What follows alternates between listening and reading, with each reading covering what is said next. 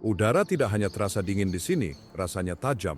Ini adalah beban fisik yang menekan dada Anda, mengingatkan Anda dengan setiap napas dangkal bahwa Anda tidak pernah seharusnya berdiri di tanah ini. Bayangkan sejenak bahwa semua yang Anda ketahui tentang dunia, GPS di ponsel Anda, keamanan rumah sakit, kenyamanan jalan beraspal, menghilang begitu saja. Anda berdiri di koordinat yang tidak hanya terasa jauh, rasanya seperti milik garis waktu lain.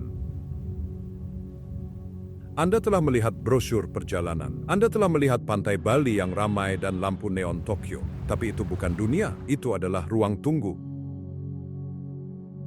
Dunia mustahil adalah apa yang terjadi ketika Anda terus berjalan melewati tanda dilarang masuk ke sini. Ini adalah kumpulan lanskap yang begitu brutal, begitu indah, dan begitu terisolasi, sehingga menentang logika kelangsungan hidup manusia. Dalam perjalanan ini, kita tidak hanya melihat pemandangan, kami melacak kekuatan. Kekuatan yang mengubah air menjadi batu dan pohon menjadi monster.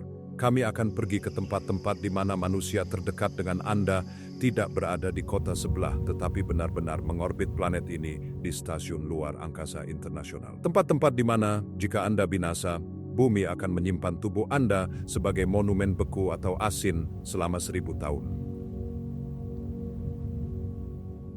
Penjaga jurang. Hal yang tidak ada yang mengatakan kepada Anda adalah bahwa di sini lanskap mengawasi Anda. Ini bukan latar belakang, itu adalah predator. Ia bernapas, ia menunggu, dan ia menilai. Dalam keamanan dunia modern yang dikuratori, kota-kota yang dibungkus dengan beton, gelembung ber-AC, dan gangguan digital, kita lupa bahwa bumi tidak diciptakan untuk kita. Kita menganggap kita adalah protagonis planet ini, tetapi kita hanyalah tamu dan orang yang tidak diundang pada saat itu. Kencangkan sabuk pengaman. Kami meninggalkan dunia yang dikenal. Kami melucuti jaring pengaman, layanan seluler, dan khayalan bahwa alam itu baik hati. Anda tidak siap untuk apa yang akan datang. Bayangkan bangun, membuka mata Anda, dan menyadari bahwa pepohonan melihat kembali ke arah Anda pada eksperimen biologis yang salah yang dikenal sebagai Socotra. Pulau ini terletak di Samudra Hindia, pecahan kecil tanah yang dengan keras merobek dirinya dari daratan Afrika sekitar 6 juta tahun yang lalu. Itu hanyut ke dalam isolasi, membawa serta kode DNA yang dihapus dan dilupakan oleh seluruh planet ini. Ini adalah rakit kehidupan evolusioner. Karena isolasi yang indah ini, sepertiga dari kehidupan tumbuhan di sini tidak ada di tempat lain di bumi. Tidak di kedalaman Amazon, tidak di hutan Kalimantan yang mengepul, tidak di lembah-lembah terpencil Nugini. Hanya di sini. Saat Anda melangkah ke tanah batu kapur putih yang hangus, panas menghantam Anda seperti pukulan fisik. Tapi visuallah yang menghancurkan otak Anda. Anda berjalan menuju pohon darah naga, Dracaena cinnabari. Itu tidak terlihat seperti pohon ek, pinus, atau telapak tangan. Ini menentang logika botani seperti yang Anda ketahui. Itu terlihat seperti jamur raksasa yang melayang, atau mungkin payung yang dibalik ke dalam oleh angin kosmik dan membeku dalam waktu. Kanopinya adalah perisai hijau yang padat dan tidak dapat ditembus, didukung oleh cabang-cabang yang menenun jaring geometri yang kacau dan rumit di langit. Dan inilah rahasianya, hal yang menggigil tulang belakang orang percaya takhayul. Jika Anda mengambil pisau dan mengiris kulit kayunya, itu tidak membocorkan getah maple atau pinus yang lengket dan jernih. Itu berdarah. Cairan kental, gelap, merah tumpah keluar, menodai batu kapur putih di bawahnya seperti TKP. Selama berabad-abad, orang-orang kuno, mistik Romawi, ahli herbal Yunani, dan pedagang Arab percaya bahwa ini adalah darah naga yang sebenarnya yang telah tewas dalam pertempuran dengan gajah pada awal waktu. Mereka menggunakannya untuk sihir, untuk obat, untuk membekukan luka, dan untuk pewarna raja. Bahkan hari ini, berdiri di hadapannya, sains terasa kurang relevan daripada mitos. Rasanya mendalam, rasanya seperti pohon itu kesakitan.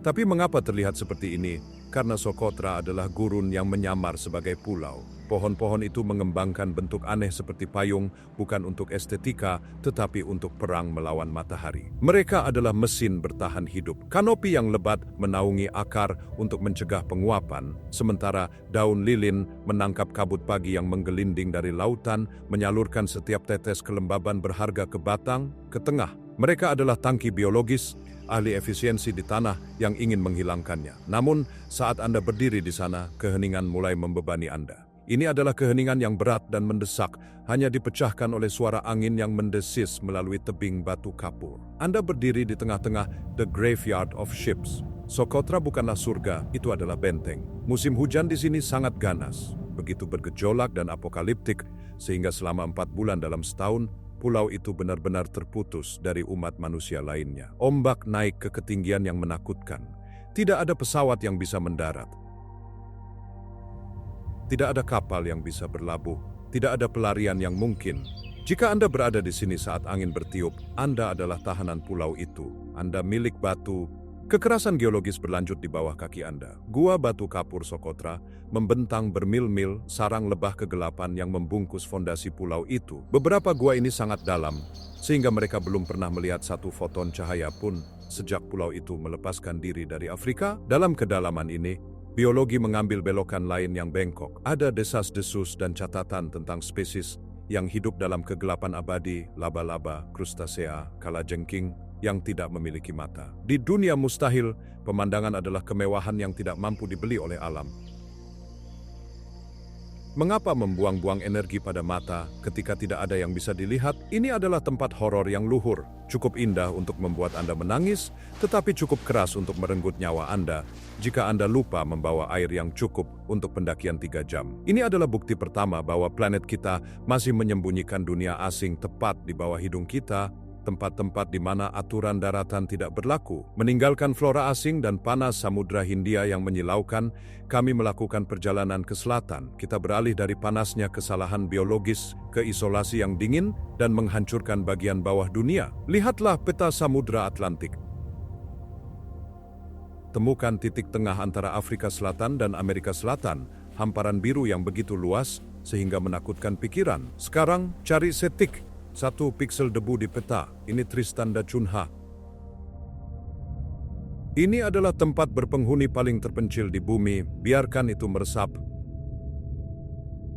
Tidak ada bandara di sini, tidak ada jalur aspal bergerigi bagi pilot yang putus asa untuk mendaratkan Cessna. Tidak ada cara cepat untuk sampai ke sana. Jika Anda ingin berkunjung, Anda harus pergi ke Cape Town, mencari kapal nelayan laut dalam atau kapal penelitian, dan berdoa agar laut tenang. Ini adalah perjalanan 7 hari melintasi bentangan air paling tidak hidup yang dapat Anda bayangkan. Atlantik Selatan adalah kekosongan abu-abu yang berputar yang tidak peduli dengan kehidupan manusia. Selama seminggu, Anda tidak melihat apa-apa selain pembengkakan bergulir seukuran gedung perkantoran. Anda bepergian ke tepi keberadaan. Ada sekitar 250 orang yang tinggal di sini. Mereka tinggal di landasan kecil, dataran tinggi genting di dasar gunung berapi besar, setinggi 6.000 kaki yang menjulang langsung dari laut. Pikirkan itu sejenak. Seluruh dunia, Anda adalah batu di tengah kekosongan biru yang tak terbatas.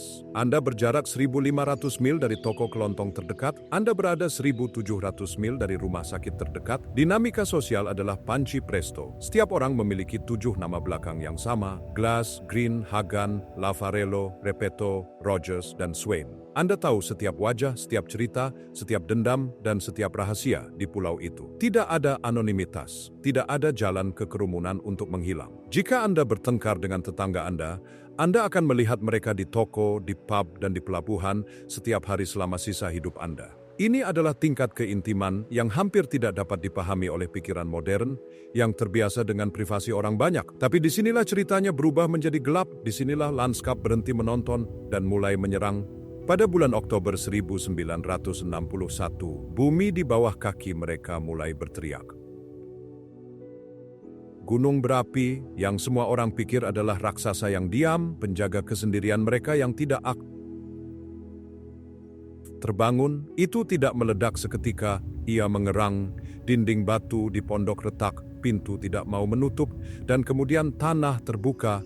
Sebuah celah meletus tepat di sebelah desa Edinburgh dari 7 laut.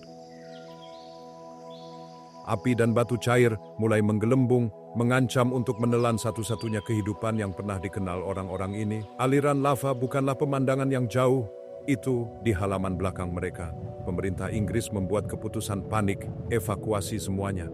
Seluruh populasi, setiap pria, wanita, dan anak-anak, dimuat ke kapal dan dibawa pergi. Mereka menyaksikan dari geladak saat gunung berapi bersinar di malam hari, memakan pabrik lobster mereka, dan mengancam rumah mereka. Mereka dibawa ke dunia modern, mereka dibawa ke Inggris. Bayangkan ini, Anda adalah orang yang telah menjalani seluruh hidup Anda di atas batu yang sunyi di tengah lautan, di mana suara paling keras adalah angin dan ombak. Tiba-tiba, Anda dijatuhkan ke tahun 60-an yang berayun. Mereka melihat mobil untuk pertama kalinya. Mereka melihat televisi. Mereka melihat hutan beton kota yang luas dan luas. Mereka mengalami pemanas sentral, supermarket dengan lorong makanan yang tak berujung, dan kebisingan peradaban industri yang tak henti-hentinya. Mereka ditawari kehidupan yang nyaman. Mereka ditawari pekerjaan, perumahan dewan, dan keselamatan. Mereka ditawari kehidupan di mana Anda tidak perlu khawatir tentang gunung berapi yang mengklaim rumah Anda atau kapal pasokan yang gagal tiba selama 6 bulan. Mereka diberi tiket emas ke abad ke-20, dan kemudian mereka melakukan sesuatu yang mengejutkan dunia. Mereka melakukan sesuatu yang menentang logika kenyamanan modern. Mereka memilih untuk pergi. Hampir setiap orang memilih untuk kembali. Mengapa? Ini adalah pertanyaan yang menghantui kita. Mengapa Anda kembali ke tempat yang mencoba mengakhiri Anda? Mengapa Anda meninggalkan keamanan Inggris untuk batu yang duduk di atas tong bubuk? Karena di Tristan da Cunha, Anda bukan hanya angka dalam sebuah sistem. Anda bukan roda penggerak dalam mesin industri.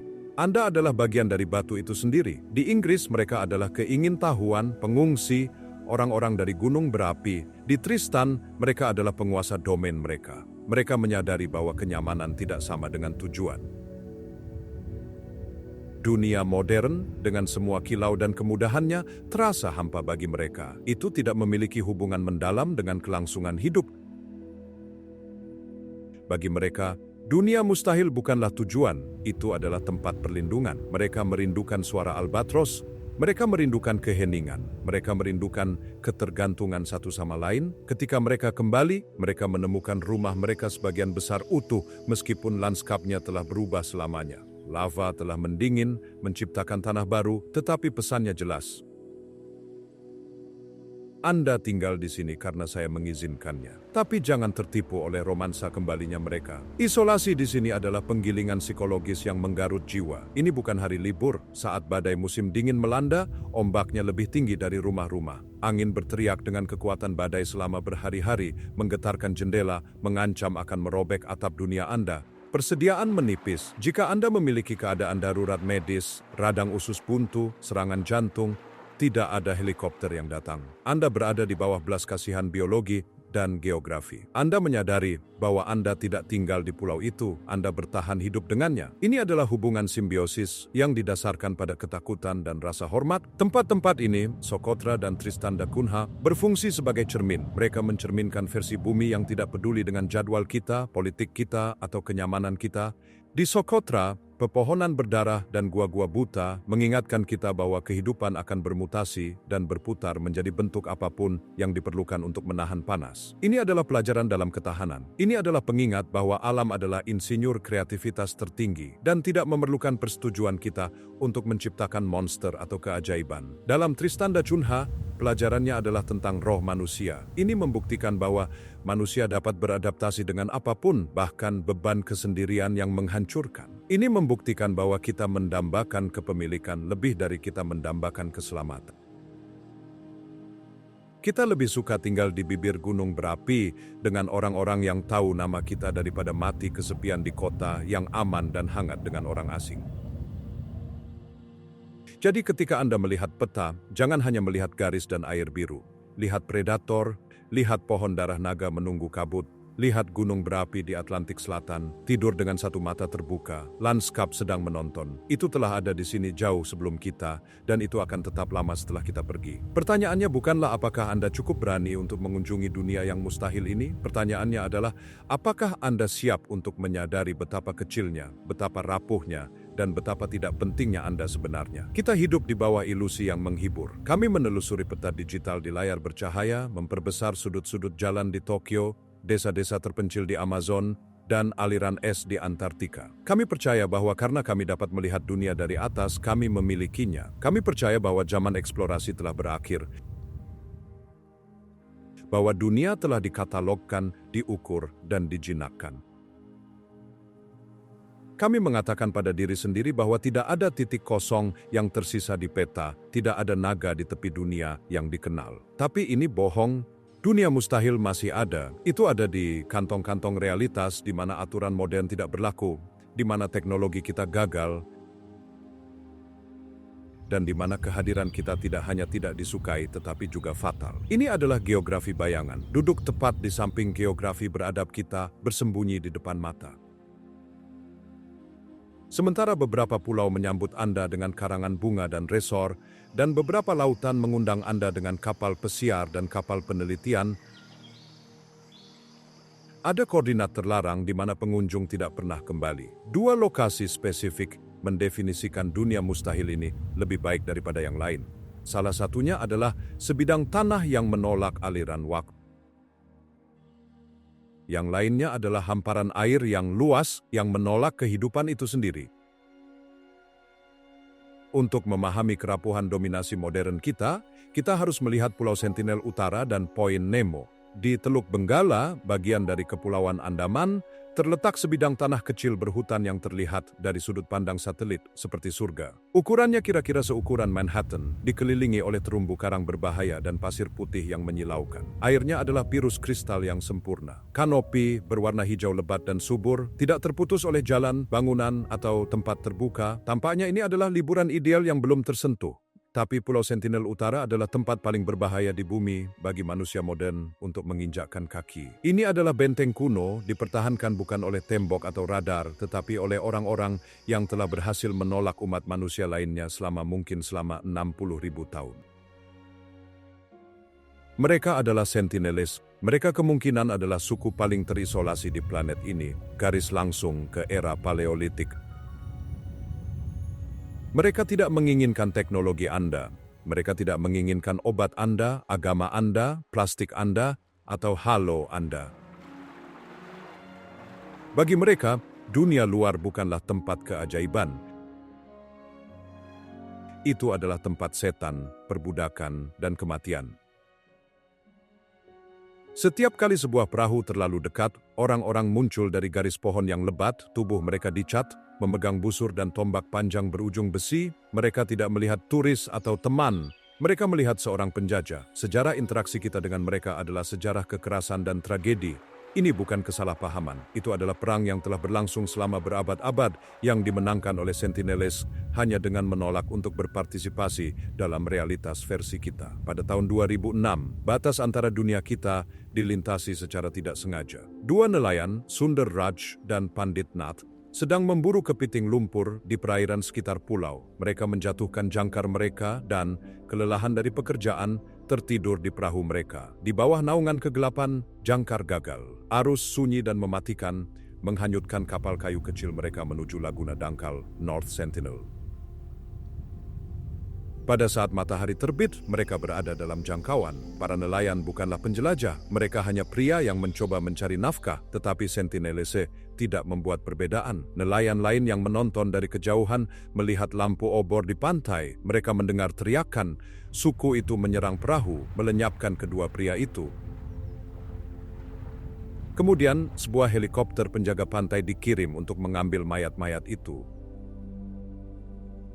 Saat helikopter turun, arus bawah mencambuk pasir menjadi hiruk-pikuk. Pilot melihat ke bawah untuk melihat para prajurit di pantai, menembakkan panah ke atas ke arah burung logam itu. Mayat para nelayan terlihat terkubur di pasir, tetapi pengambilan itu dibatalkan. Pesannya jelas, Anda meninggalkan kami sendirian, atau Anda mati. Tapi tragedi tahun 2006 hanyalah satu bab dalam kisah panjang penolakan.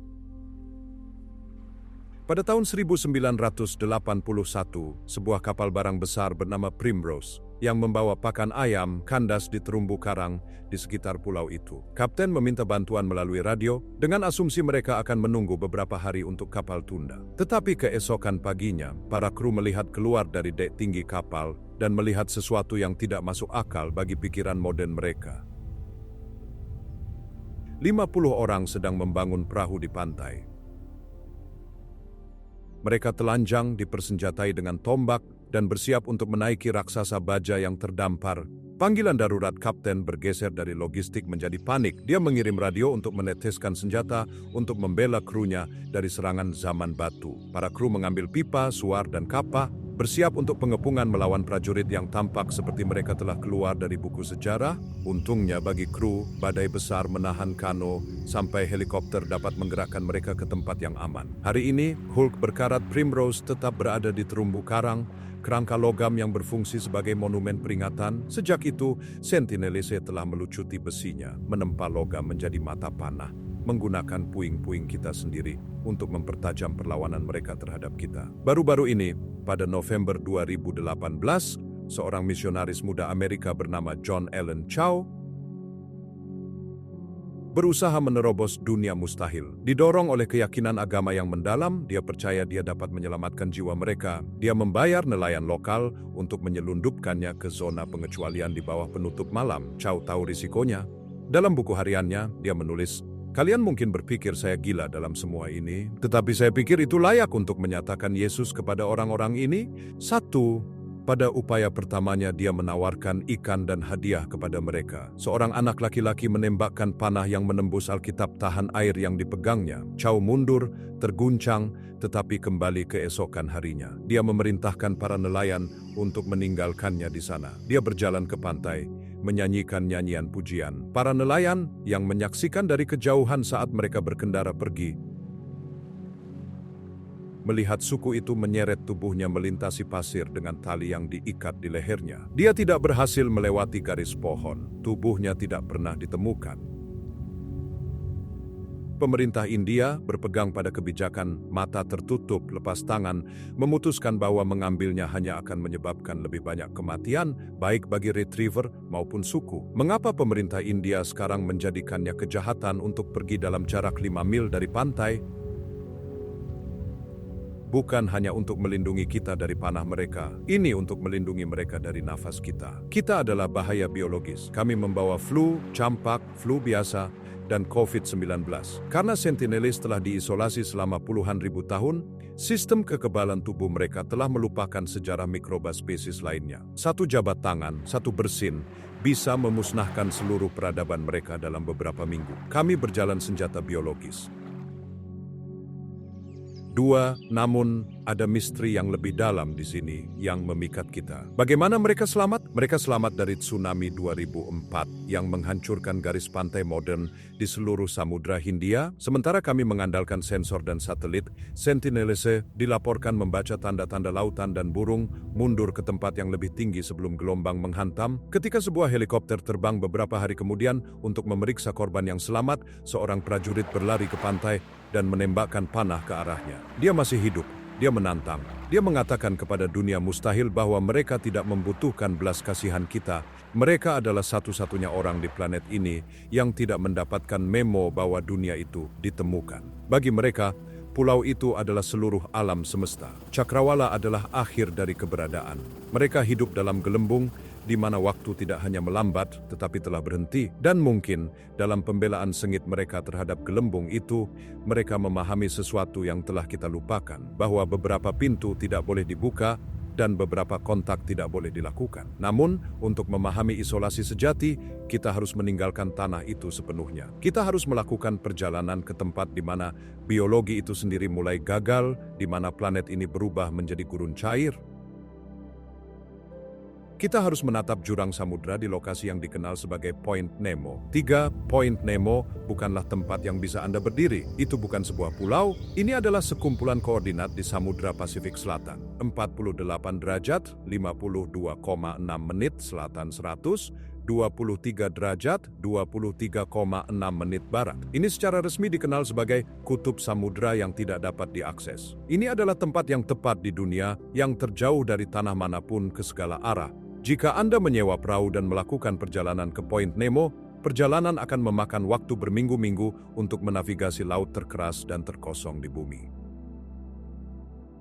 Ketika Anda akhirnya tiba, Anda akan melihat sekeliling dan tidak melihat apa-apa selain gelombang abu-abu Pasifik yang menggelegar. Di utara, daratan terdekat adalah Pulau Duce, salah satu kepulauan Pitcairn. Di selatan, tidak ada sampai Antartika. Di sebelah timur, pantai Chili berjarak ribuan mil jauhnya. Jika Anda mengapung di sana dengan rakit penyelamat dalam keheningan lautan lepas yang menghancurkan, kesadaran yang menakutkan pada akhirnya akan muncul dalam diri Anda. Manusia terdekat lainnya tidak berada di kapal. Mereka tidak berada di sebuah pulau, mereka tidak berada di benua manapun. Manusia terdekat dengan Anda adalah astronot di Stasiun Luar Angkasa Internasional, mengorbit 250 mil di atas kepala Anda. Anda lebih dekat ke ruang hampa daripada ke toko kelontong terdekat. 4. Point Nemo adalah gurun air. Itu berada di dalam South Pacific Gyre, sistem arus laut yang berputar besar. Arus ini bertindak sebagai penghalang, mencegah air kaya nutrisi mengalir ke pusat. Tanpa nutrisi tidak ada plankton, tanpa plankton tidak ada ikan kecil, tanpa ikan kecil tidak ada predator. Air di sini adalah salah satu yang paling jernih di dunia, berwarna biru ungu yang menakjubkan. Tapi itu jelas karena sudah mati. Ini adalah kekosongan biologis. Namun, apa yang ada di bawah permukaan yang menandai Point Nemo sebagai ibu kota dunia mustahil.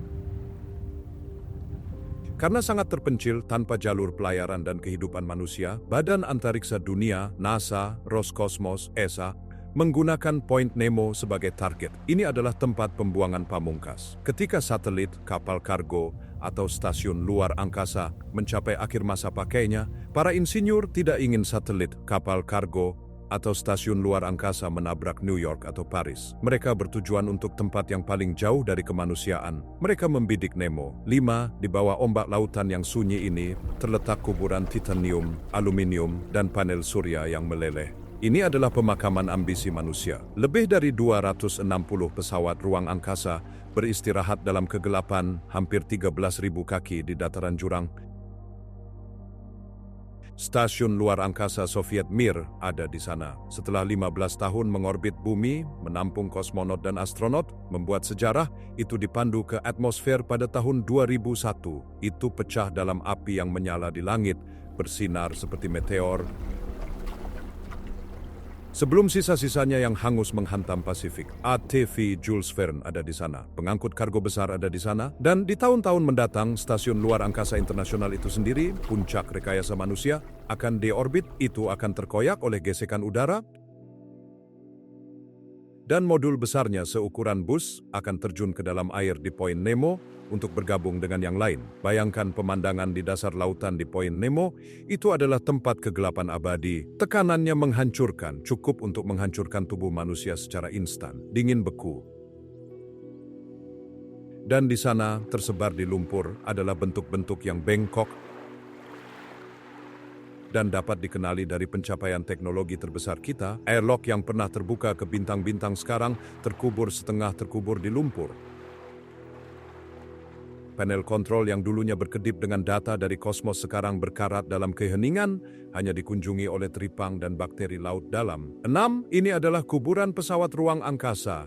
Monumen tersembunyi untuk sifat sementara jangkauan kita. Kita mengirim mesin kita ke surga, tetapi akhirnya gravitasi mengklaim hutangnya, dan kita menyembunyikan bukti di laci terdalam dan paling sepi yang dimiliki planet ini. Tapi dunia mustahil selalu memiliki twist. Bahkan di zona mati ini, di mana sains mengatakan tidak ada yang harus terjadi, misteri tetap ada. Pada musim panas 1997, ahli kelautan dari National Oceanic and Atmospheric Administration (NOAA) mendengarkan lautan. Mereka memiliki serangkaian hidrofon, mikrofon bawah air, yang terpisah ribuan mil di seluruh Pasifik. Mereka mendengarkan aktivitas vulkanik atau gerakan es. Sebaliknya mereka mendengar the bloop, Distinction Kamatseb. Itu adalah suara kekuatan yang luar biasa. Itu adalah frekuensi ultra rendah meningkat dengan cepat selama sekitar 1 menit. Itu keras, lebih keras dari suara biologis manapun yang pernah direkam. Itu terdeteksi oleh sensor yang terpisah hampir 3.000 mil. 7. Para ilmuwan bingung. Mereka tahu seperti apa suara paus. Paus biru adalah hewan paling keras di bumi. Tetapi bloop jauh lebih kuat daripada panggilan paus. Mereka tahu seperti apa suara kapal selam. Mereka tahu seperti apa suara gunung berapi bawah laut. Ini tidak cocok dengan profil tersebut. Selama bertahun-tahun suara itu memicu mimpi buruk mereka yang melihat laut dalam dengan curiga. Itu terdengar organik, kedengarannya seperti binatang buas, dan secara kebetulan sumber suara itu ditriangulasi ke lokasi yang sangat dekat dengan Point Nemo. Penulis fiksi dan ahli teori konspirasi menjadi liar. H.P. Lovecraft, penulis horor dari tahun 1920-an, terkenal menemukan kotanya yang tenggelam di Arlie, rumah monster kosmik Cthulhu, di koordinat yang sangat dekat dengan Point Nemo. Dia menulis tentang dewa yang sedang tidur menunggu di kedalaman. Sekarang sains telah merekam suara besar yang tidak dapat diidentifikasi yang berasal dari zona mati yang tepat. Bertahun-tahun kemudian, NOAA merilis penjelasan resmi. Mereka mengklaim The Bloop konsisten dengan gempa es, suara gunung es besar yang retak dan melahirkan dari landas Antartika. Mereka mengatakan profil suara cocok dengan rekahan es padat. Komunitas ilmiah mengangguk dan menutup file itu. 8. Tetapi di dunia mustahil, Anda belajar bahwa penjelasan resmi seringkali hanya perisai psikologis. Ini adalah cara untuk menjaga kita agar tidak menatap terlalu lama ke dalam kegelapan. Meskipun teori gempa es masuk akal, itu mengharuskan kita untuk menerima bahwa gletser yang retak dapat meniru frekuensi organik makhluk hidup dengan sangat sempurna, sehingga membodohi para ahli selama bertahun-tahun. Ini meminta kita untuk percaya bahwa suara paling keras yang pernah terdengar di lautan kebetulan berasal dari titik yang paling tidak dapat diakses, tidak bernyawa, dan asing di planet ini. Apakah itu es atau Leviathan, perasaannya tetap sama. Point Nemo adalah tempat di mana bumi terasa luas dan sangat acuh tak acuh terhadap kita. Ini adalah tempat di mana kita membuang sampah kita dari bintang-bintang, berharap itu tetap terkubur. Ini adalah pengingat bahwa lautan bukan milik kita.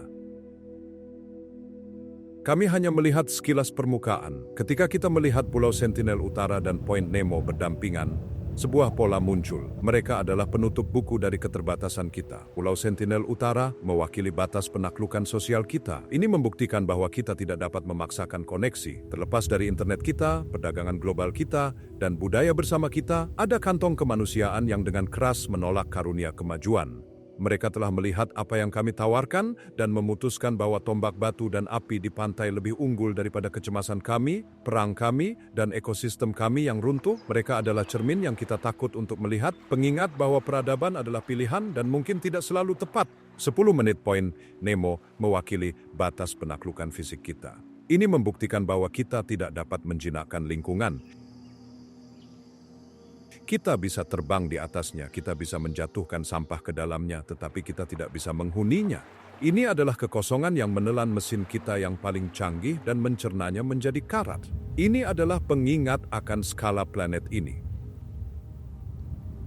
Tempat di mana umat manusia secara matematis tidak signifikan dibandingkan dengan volume air dan bobot keheningan. Tempat-tempat ini bertindak sebagai lubang hitam dalam masyarakat global kita. Mereka menciptakan gravitasi misteri. Kita tertarik pada mereka justru karena kita diberitahu bahwa kita tidak dapat memilikinya. Kita memiliki seluruh dunia, setiap Starbucks, setiap puncak gunung, setiap jalan gurun, tetapi kita tidak dapat memiliki pulau hijau kecil, dan kita tidak dapat memiliki pusat lautan biru yang sunyi. Jadi kami membuat cerita, kami menyebut sentinelese biadab atau penjaga. Kami menyebut Point Nemo sebagai kuburan atau sarang monster. Kita mencoba mengisi kekosongan dengan mitologi karena kebenaran bahwa kita tidak diterima di mana-mana, terlalu merendahkan hati untuk diterima. 11. Ada pelajaran dalam dunia mustahil. Ini mengajarkan kita bahwa peta bukanlah wilayah. Ini mengajarkan kita bahwa masih ada batasan. Di zaman di mana kita merasa berhak untuk mengetahui segalanya, melihat segalanya, dan pergi kemana saja, North Sentinel dan Point Nemo berdiri sebagai rambu berhenti raksasa. Mereka memperingatkan kita bahwa beberapa misteri tidak dimaksudkan untuk dipecahkan, beberapa pantai tidak dimaksudkan untuk dilalui, beberapa kedalaman tidak dimaksudkan untuk dipipa-pipa.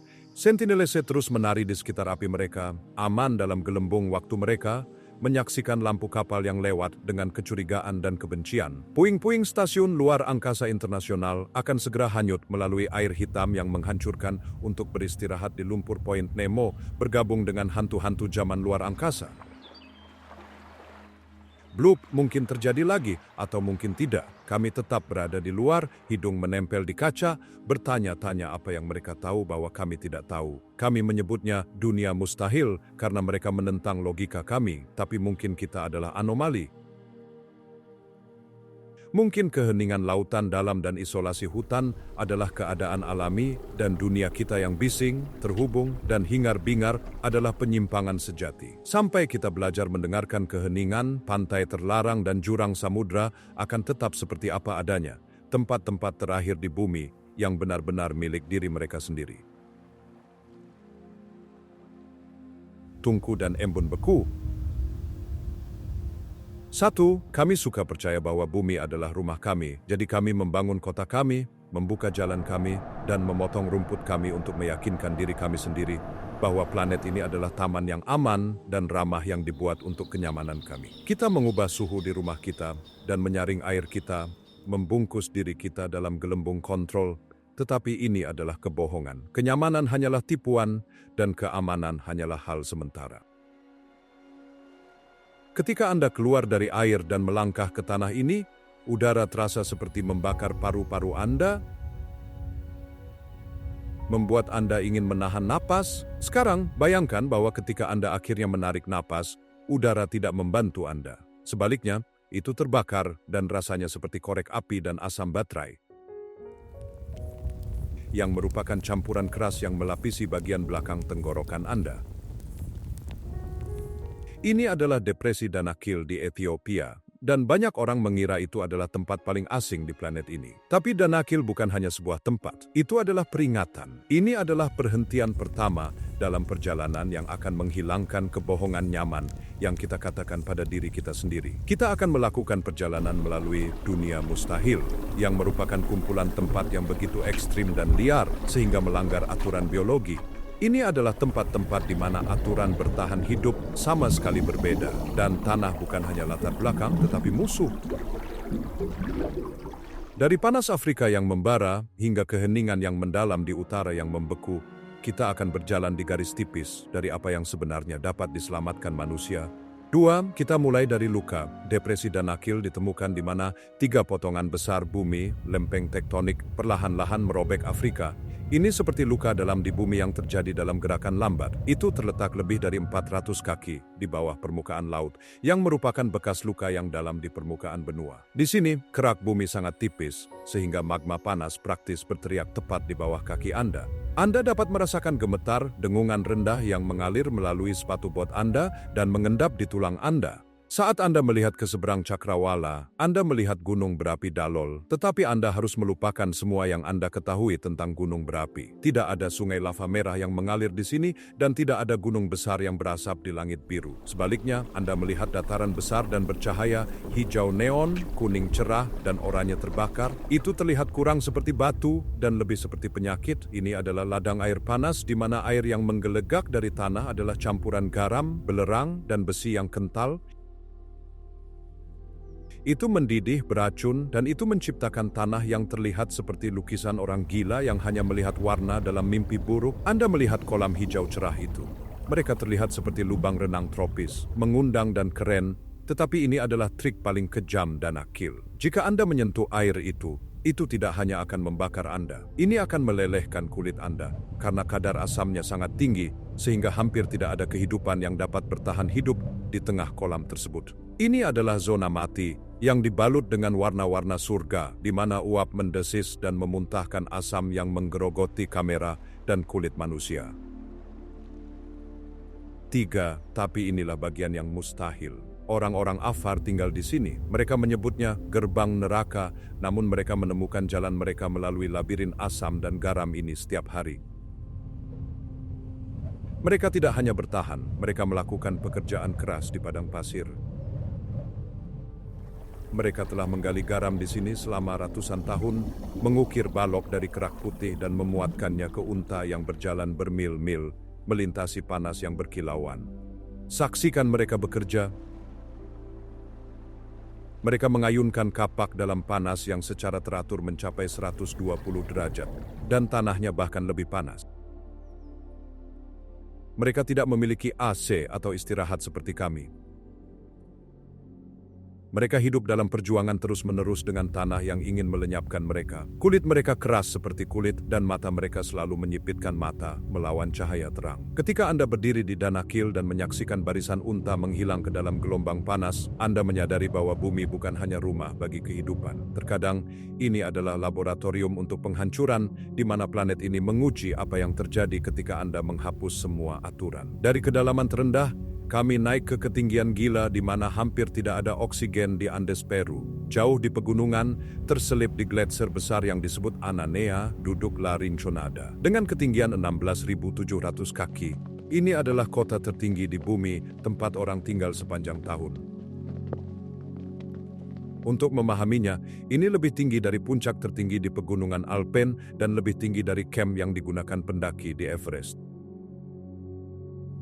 4. Kebanyakan manusia mulai merasa sakit di 10.000 kaki karena penyakit ketinggian yang membawa sakit kepala dan mual. Pada 16.000 kaki, darah Anda mulai kental seperti sirup untuk menutupi kekurangan udara. Jantung Anda harus bekerja 2 kali lebih keras hanya untuk menjaga otak Anda tetap bekerja. Tugas-tugas sederhana seperti mengikat sepatu atau menaiki tangga menjadi pekerjaan yang sangat berat yang membuat Anda terengah-engah untuk udara yang tidak ada di sana. Tapi ada 50.000 orang yang tinggal di sini. Mengapa ada orang yang memilih untuk tinggal di tempat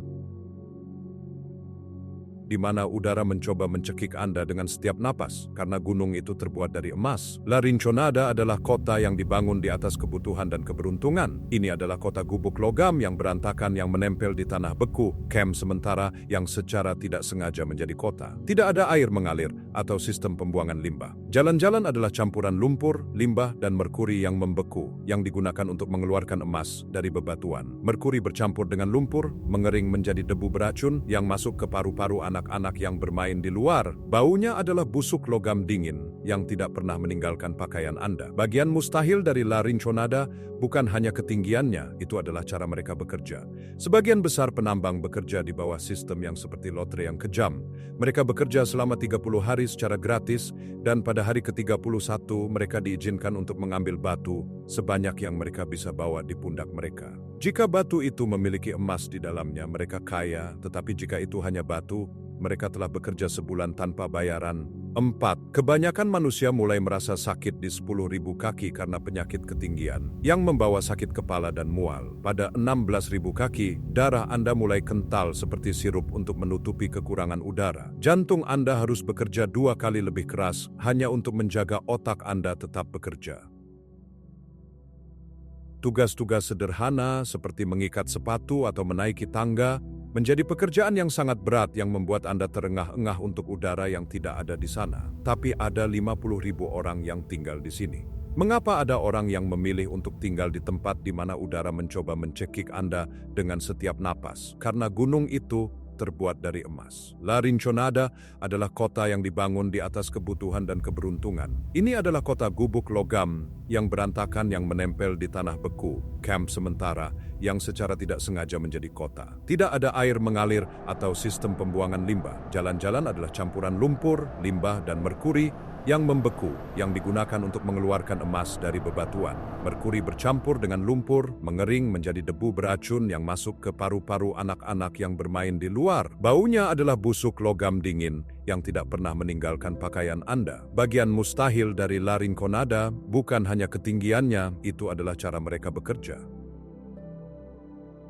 Sebagian besar penambang bekerja di bawah sistem yang seperti lotre yang kejam.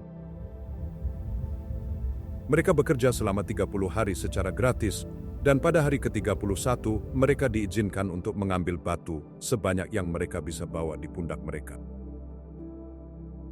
Jika batu itu memiliki emas di dalamnya, mereka kaya, tetapi jika itu hanya batu, Mereka telah bekerja sebulan tanpa bayaran.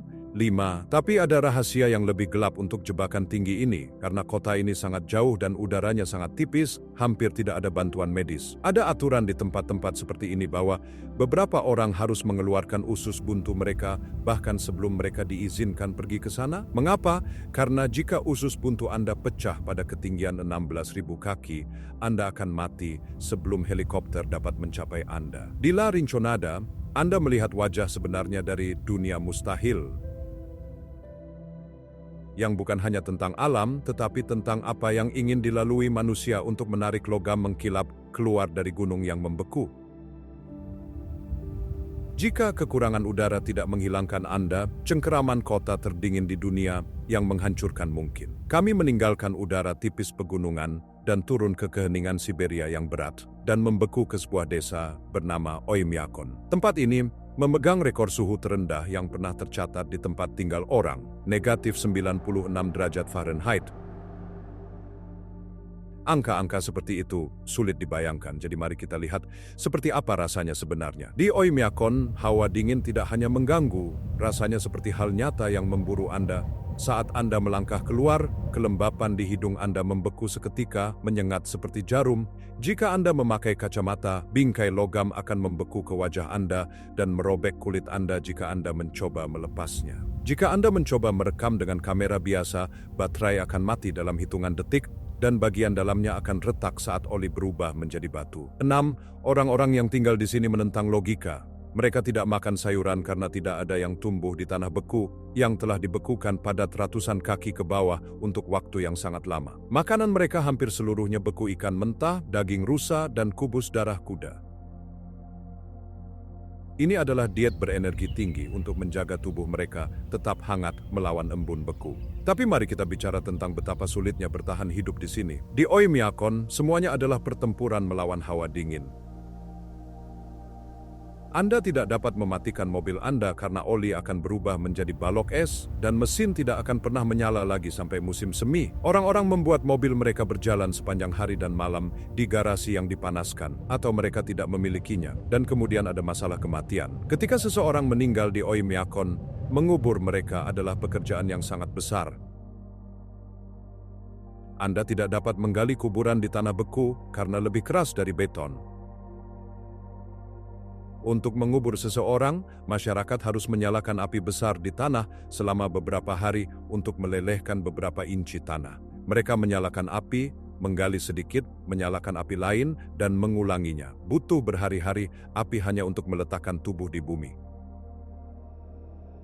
7. Oymyakon membuktikan bahwa manusia keras kepala. Ini adalah tempat di mana alam sedingin mungkin, namun orang-orang di sana menolak untuk pergi. Mereka telah menemukan cara untuk hidup di dalam freezer, belajar mendengarkan bisikan bintang-bintang, suara berderak yang dihasilkan napas Anda ketika berubah menjadi kristal es di udara. Ini adalah cara hidup yang indah, menakutkan, dan sama sekali tidak mungkin.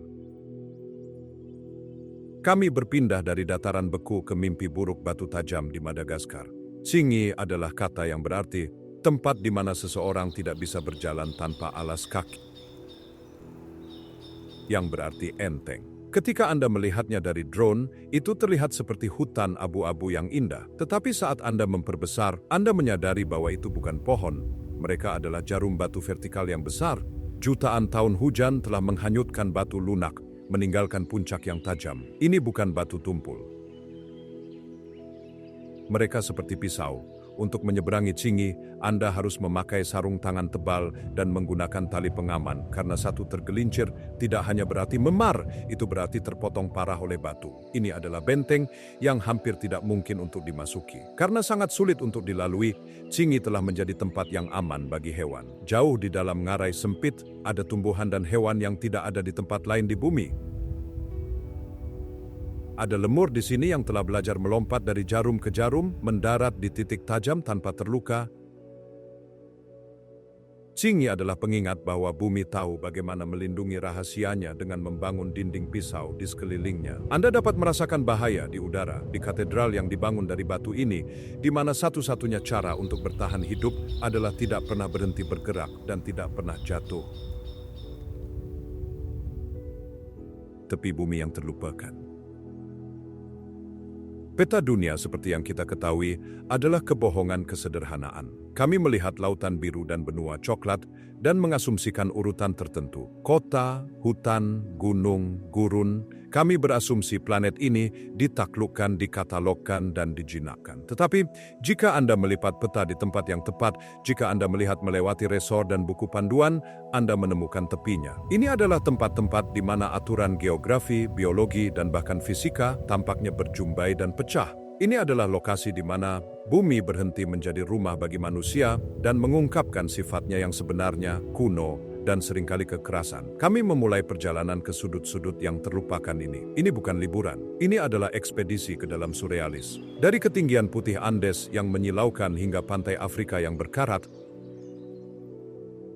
kita akan menyaksikan planet ini bermimpi dalam warna-warna demam dan sisik yang menakutkan. Perjalanan kami dimulai di Altiplano Bolivia yang terengah-engah. Di sini, lebih dari 12.000 kaki di atas permukaan laut, udaranya tipis dan dingin, dan cakrawala membentang hingga tak terbatas. Ini adalah Salar de Uyuni, dataran garam terbesar di dunia. Itu adalah hamparan putih yang begitu mutlak, begitu murni yang menyilaukan, sehingga terasa seperti kesalahan dalam simulasi realitas. Membentang lebih dari 4.000 mil persegi, kerak garam padat ini duduk tinggi di pegunungan, sisa-sisa danau prasejarah yang menguap ribuan tahun yang lalu, meninggalkan gurun kristal. Lupakan foto turis perspektif paksa yang telah Anda lihat di media sosial, dinosaurus mainan dan ilusi optik. Kita akan pergi ke sudut-sudut terpencil di mana keheningan mutlak. Di sini, kerak garam setebal 10 kaki. Di bawah sepatu bot Anda dapat mendengar derak bumi, suara seperti pecahan kaca. Di bawah kerak itu terdapat lautan asin yang kaya litium, daya baterai untuk masa depan dunia, tersembunyi dalam kegelapan. Di tempat-tempat tertentu, mata air bawah tanah menggelembung melalui lantai putih, menciptakan ojos del salar atau mata garam, ventilasi dingin, dan menggelegak yang terlihat seolah-olah bumi sedang bernapas. Transformasi lanskap ini selama musim hujan sangat ajaib. Ketika lapisan tipis hujan menutupi garam, itu berhenti menjadi gurun dan menjadi cermin terbesar di planet ini. Airnya duduk dengan sempurna, tidak terganggu oleh penyerapan tanah. Ini sangat datar sehingga satelit yang mengorbit di ruang hampa menggunakan kisi ini untuk mengkalibrasi altimeter mereka. Saat Anda berjalan di atasnya selama waktu ini, sensasinya memicu vertigo. Langit dan tanah menjadi satu bola biru dan awan yang mulus. Anda kehilangan jejak di mana dunia berakhir dan surga dimulai. Anda berjalan di antara awan, tergantung dalam pemandangan mimpi, di mana gravitasi terasa opsional. Pada malam hari, efek ini diperkuat menjadi pengalaman spiritual. Bima Sakti memantulkan sempurna di bawah kaki Anda. Anda tidak lagi berdiri di bumi menatap bintang-bintang. Anda mengambang di dalam galaksi, dikelilingi oleh kosmos di semua sisi, melayang melalui kehampaan yang gelap. Tapi ada bahaya di sini juga, tersembunyi dalam keindahannya. Garamnya agresif. Ini menyedot kelembapan dari kulit Anda dalam hitungan menit, membuat bibir Anda pecah-pecah dan berdarah. Matahari yang memantulkan tanah putih dengan intensitas laser akan membakar retina Anda jika Anda tidak berhati-hati. Ini adalah keindahan yang bermusuhan. Di tengah-tengah kekosongan putih ini, Anda menemukan pulau. Singkapan berbatu seperti Isla Incahuasi ditutupi kaktus raksasa, Trichocereus pasacena, yang tingginya lebih dari 30 kaki. Ini adalah penjaga kuno. Mereka tumbuh dengan kecepatan glasial, mungkin 1 cm setahun, yang berarti raksasa menjulang tinggi di bawahnya sudah tumbuh sebelum Viking berlayar ke Amerika, bahkan mungkin sebelum jatuhnya Roma. Berdiri di Pulau Duri di lautan garam yang membatu, Anda menyadari bahwa tempat ini adalah hantu lautan. Ini adalah pengingat yang jelas bahwa bumi itu cair, bahwa ia dapat mengambil laut besar yang memberi kehidupan dan merebusnya menjadi gurun kristal yang sunyi. Di dekatnya, kuburan kereta menambah rasa kiamat. Lokomotif uap besar dari abad ke-19 ditinggalkan oleh perusahaan pertambangan Inggris, berkarat menjadi kerangka di cakrawala putih, terkorosi oleh angin asin, tampak seperti puing-puing peradaban yang jatuh. Surga yang terkubur, Montserrat. Satu, kami mengalihkan pandangan kami dari putih yang menyilaukan ke abu-abu yang mencekik. Kami melakukan perjalanan ke Karibia, wilayah yang biasanya dikaitkan dengan perairan biru kehijauan, cocktail room, dan kehidupan yang semarak. Tetapi di Pulau Montserrat ada tempat di mana waktu berhenti dengan keras pada akhir 1990-an. Pulau berbentuk buah pir ini pernah menjadi taman bermain bagi orang kaya dan terkenal, surga yang rimbun di mana George Martin mendirikan AIR Studios, menjadi tuan rumah bagi bangsawan rock seperti The Rolling Stones dan Elton John. Tapi bumi di sini gelisah. Pada tahun 1995, gunung berapi Soufriere Hills yang menurut semua orang tidak aktif, raksasa tidur yang tertutup hutan lebat, memutuskan untuk bangun. Itu tidak hanya merokok, itu meledak. Bayangkan terbangun dengan suara seperti kereta barang yang menabrak dinding kamar tidur Anda, diikuti oleh langit menjadi hitam di siang hari. Gunung itu runtuh, mengirimkan aliran piroklastik, awan gas, abu, dan batu yang sangat panas bergerak dengan kecepatan 100 mil per jam menuruni lereng. Aliran ini tidak mengalir seperti air, mereka melenyapkan seperti ledakan nuklir. 2. Hari ini, kota Plymouth adalah kota hantu memegang gelar suram satu-satunya ibu kota di bumi yang saat ini benar-benar ditinggalkan. Itu tidak hanya kosong, itu dihapus. Plymouth terkubur di bawah abu-abu dan lumpur yang mengeras selama 30 kaki. Ketika Anda mendekati zona eksklusi, warna-warna tropis memudar menjadi mimpi buruk monokromatik. Ini adalah versi modern dari Pompei, tetapi dengan sentuhan yang menakutkan. Bahaya belum berlalu. Gunung berapi itu masih aktif, mengawasi kehancuran yang ditimbulkannya. Itu berasap dan bergemuruh, pengingat terus-menerus bahwa bumi bergejolak. Akibatnya, lebih dari separuh pulau ditetapkan sebagai zona terlarang yang ketat. Jika Anda diberi izin langkah untuk masuk dengan pengawalan polisi, keheningan menghantam Anda secara fisik. Ini adalah beban yang berat dan menindas. Berjalan melalui reruntuhan Plymouth adalah pandangan voyeuristik ke ujung dunia. Anda dapat berjalan melalui lantai atas hotel era Victoria,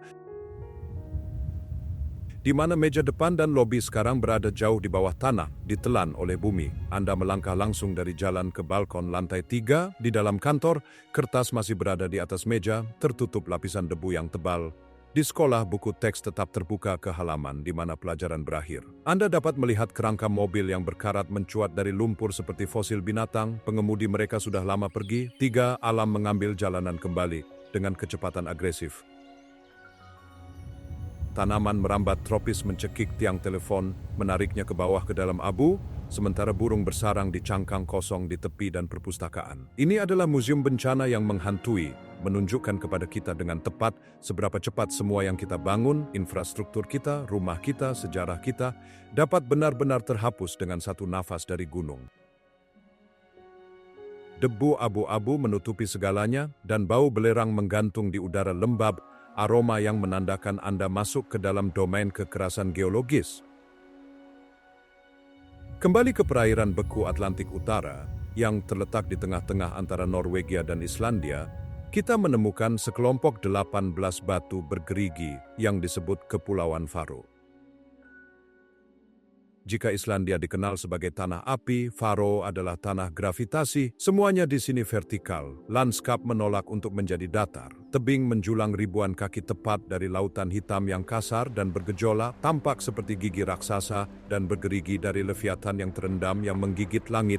4. Geologi di sini adalah basal berlapis, aliran vulkanik kuno yang telah diukir oleh gelombang Atlantik tanpa henti dan penggilingan gletser zaman es. Hasilnya adalah lanskap drama yang mustahil.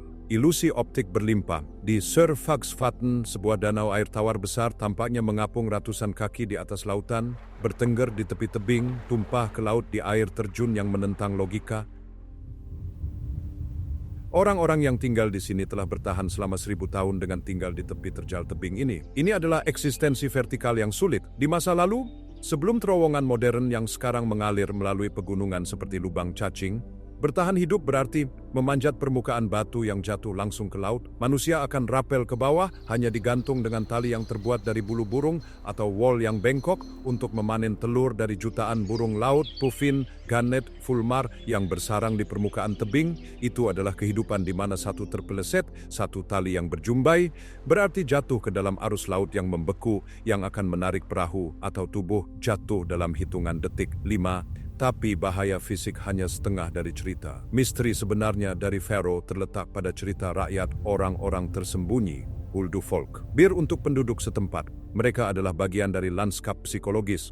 Penduduk setempat menghormati mereka sebagai tetangga, tak terlihat yang tinggal di dalam batu-batu besar dan gundukan.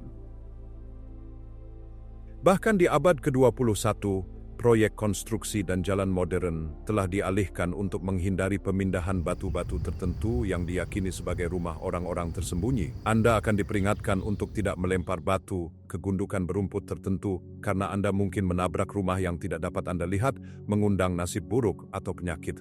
Suasana mendukung keyakinan ini. Cuaca adalah entitas hidup di sini. Ketika kabut masuk yang terjadi hampir setiap hari,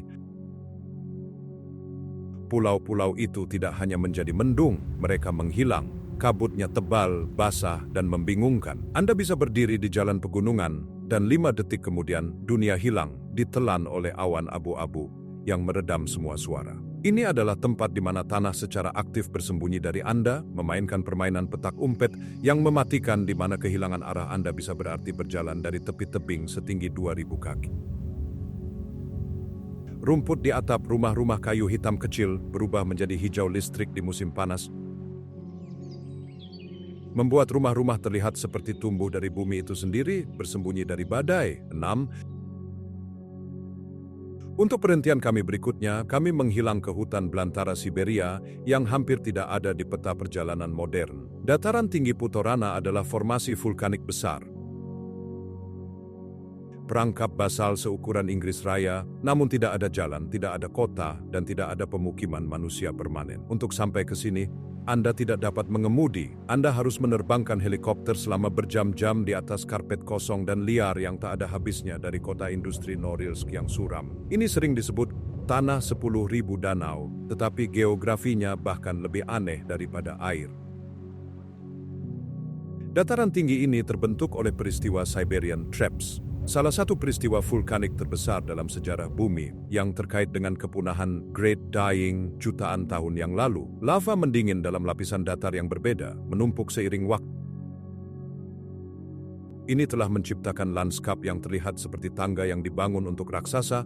Pegunungan adalah mesas berpuncak datar, dipotong oleh ngarai yang jatuh secara vertikal sejauh ribuan kaki. 7. Air dari salju yang mencair mengalir dari tepi datar ini.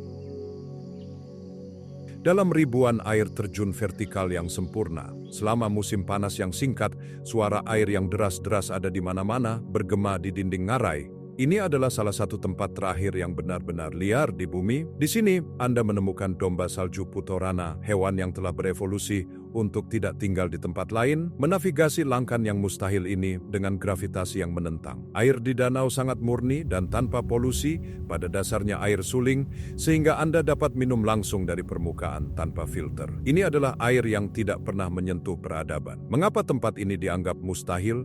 Ini adalah skala isolasi yang besar. Di musim dingin, suhu turun menjadi -40 derajat dan air terjun membeku menjadi tirai besar es biru.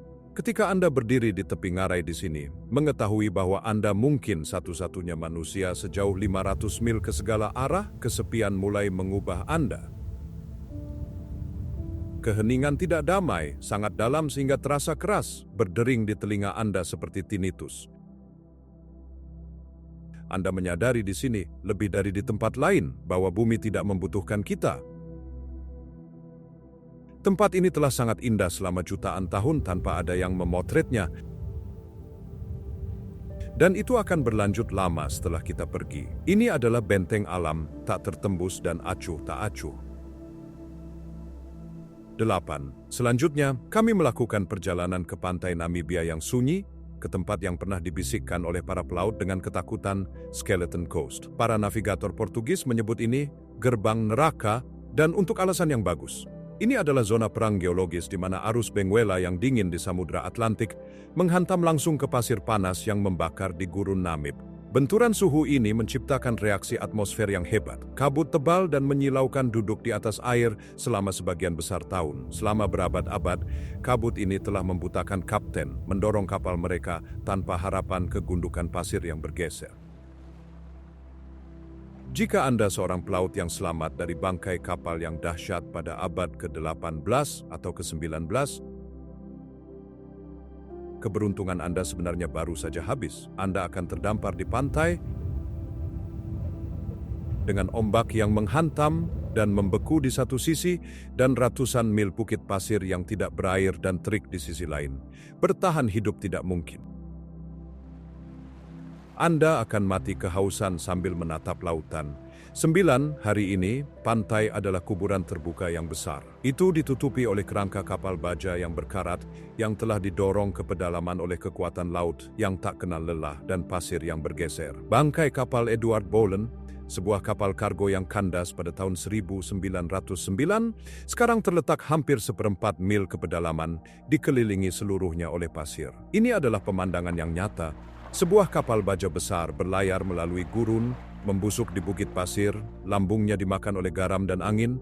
Tersebar di antara puing-puing adalah tulang-tulang paus dan anjing laut yang memutih, memberi pantai namanya yang suram. Angin di sini melolong terus-menerus dan bukit pasir itu sendiri mengaum, sebuah fenomena yang disebabkan oleh gesekan butiran pasir yang meluncur menuruni permukaan curam, menciptakan gemuruh frekuensi rendah yang terdengar seperti pesawat terbang rendah. 10. Tapi pemandangan paling aneh di Skeleton Coast adalah kehidupan yang berhasil bertahan hidup di sini. Ini adalah satu-satunya tempat di bumi di mana Anda dapat melihat singa berjalan di pantai, berburu anjing laut di ombak, hiena berkeliaran di garis pasang surut mencari bangkai. Anda dapat menyaksikan gajah yang beradaptasi dengan gurun meluncur menuruni bukit pasir menuju laut. Kaki besar mereka beradaptasi untuk berjalan di atas pasir lembut. Ini adalah campuran yang aneh dan kontradiktif, di mana lautan dan gurun berjuang untuk mendominasi, dan apapun yang tertangkap di tengah-tengah, manusia, kapal, atau binatang buas, biasanya dihancurkan atau dipaksa untuk beradaptasi dengan cara yang ekstrim. Kami bergerak ke timur, ke Great Rift Valley, Tanzania, untuk menyaksikan badan air yang menentang konsep danau pemberi kehidupan, Danau Natron. Ini adalah danau yang mengubah hewan menjadi batu. Pemandangannya didominasi oleh Oldoinyo Lengai, gunung Tuhan, gunung berapi aktif yang memuntahkan jenis lava langka yang disebut natrokarbonatit. Abu ini, kaya natrium karbonat, mencuci danau. Saat air menguap dalam panas Afrika yang membakar, ia meninggalkan sub kimia pekat. Airnya sangat basah dengan pH yang bisa mencapai 10,5, hampir sama kaustiknya dengan amonia. Ini sangat mendasar sehingga dapat membakar kulit dan mata hewan yang tidak beradaptasi dengannya secara kimiawi. 11 air itu sendiri sering bersinar dalam warna merah tua atau merah muda tua. Ini bukan karena lumpur atau zat besi, tetapi miliaran cyanobacteria dan haloarchaea, mikroorganisme pecinta garam yang tumbuh subur di lingkungan yang asin dan terik. Tapi bagian yang menakutkan, bagian yang membuat natron legendaris adalah apa yang dilakukannya pada orang mati. Natrium karbonat dalam air bertindak sebagai pengawet, hampir persis sama dengan campuran yang digunakan orang Mesir kuno untuk mumifikasi. Jika seekor burung atau kelelawar menabrak air dan mati, bahan kimia tidak membiarkannya membusuk dengan cara biologis normal. Sebaliknya, tubuh mengkalsifikasi. Itu mengeras, berubah menjadi patung yang sempurna dan terpelihara. Fotografer telah menemukan makhluk-makhluk ini di sepanjang garis pantai. Burung bertengger di atas bebatuan yang terlihat seolah-olah mereka hanya beristirahat, bulu mereka detail dan utuh, tetapi setelah diperiksa lebih dekat, Anda menyadari bahwa mereka adalah batu kokoh, membeku dalam waktu selamanya. Ini adalah sentuhan seperti Medusa. 12, paradoksnya, neraka kimia ini juga merupakan pembibitan. Ini adalah tempat berkembang biak utama bagi jutaan flamingo kecil. Kaki mereka yang keras dan kasar tahan terhadap air kaustik. Mereka membangun sarang di pulau-pulau garam di tengah danau karena mereka tahu airnya adalah parit asam. Tidak ada predator, hiena, singa, atau serigala yang berani berenang keluar untuk memakan telur. Ini adalah tempat dualitas ekstrim, di mana kematian membekukan kehidupan dalam garam dan waktu. Dan di mana hanya makhluk paling khusus yang dapat bertahan hidup dari kimia yang indah dan mematikan. Sekarang kita pergi ke ujung bumi, Antartika. Tapi kami tidak akan pergi ke hamparan putih bersalju yang Anda bayangkan. kami akan pergi ke lembah kering McMurdo. Ini adalah lingkungan terdekat dengan Mars di bumi. Ini adalah gurun beku di mana tidak pernah turun salju, pegunungan itu kosong, batu coklat digosok oleh angin katabatik yang berteriak menuruni lembah dengan kecepatan hampir 200 mil per jam, menguapkan semua kelembaban secara instan. Tanahnya dipenuhi dengan bangkai anjing laut mumi yang berkeliaran di pedalaman berabad-abad yang lalu dan membeku, diawetkan oleh dingin dan kekeringan. Di tengah gurun beku dan coklat ini ada Gletser Taylor yang berdarah. 13. Air terjun cairan merah cerah mengalir keluar dari celah es putih, menodai permukaan gletser dan menggenang di danau beku di bawahnya. Itu disebut darah jatuh. Untuk waktu yang lama, para ilmuwan mengira itu adalah ganggang merah. Tapi kebenarannya lebih aneh. Ini adalah kapsul waktu yang meledak. Di bawah gletser, terperangkap di bawah 1/4 mil es, terletak danau subglasial yang telah terputus dari seluruh dunia selama lebih dari 1 juta tahun. Air ini sangat asin dan jenuh dengan besi yang tergores dari batuan dasar. Ini mengandung ekosistem mikroba yang telah bertahan dalam kegelapan total, tanpa oksigen dan salinitas tinggi selama ribuan tahun. Ketika celah terbuka di gletser, air kaya zat besi bertekanan ini diperas. Ketika menyentuh udara untuk pertama kalinya dalam 1 juta tahun, zat besi langsung teroksidasi, berkarat. Air berubah menjadi merah hebat, terlihat persis seperti darah yang mengalir dari luka di es. Ini adalah pemandangan yang mendalam dan mengejutkan dengan putih murni gletser. 14 Blood Falls, lebih dari sekadar rasa ingin tahu, itu adalah pelajaran dalam ketahanan. Ini menunjukkan kepada kita bahwa kehidupan dapat bertahan hidup bahkan di perut gletser yang gelap dan dingin, memakan batu dan besi. Ini memberi para ilmuwan harapan bahwa jika kehidupan dapat bertahan hidup di sini, mungkin ia bersembunyi di bawah debu merah Mars atau kerakes bulan Jupiter, Eropa, dari cermin garam Bolivia hingga es Antartika yang berdarah. Tempat-tempat ini mengingatkan kita bahwa bumi bukan hanya latar belakang sejarah manusia, ini adalah entitas yang dinamis, agresif, dan misterius. Lanskap ini menantang persepsi kita tentang skala dan waktu. Mereka adalah tempat-tempat di mana elemen-elemen, garam, api, es, angin, adalah arsitek membangun katedral geologi yang hampir tidak cukup beruntung untuk kita saksikan.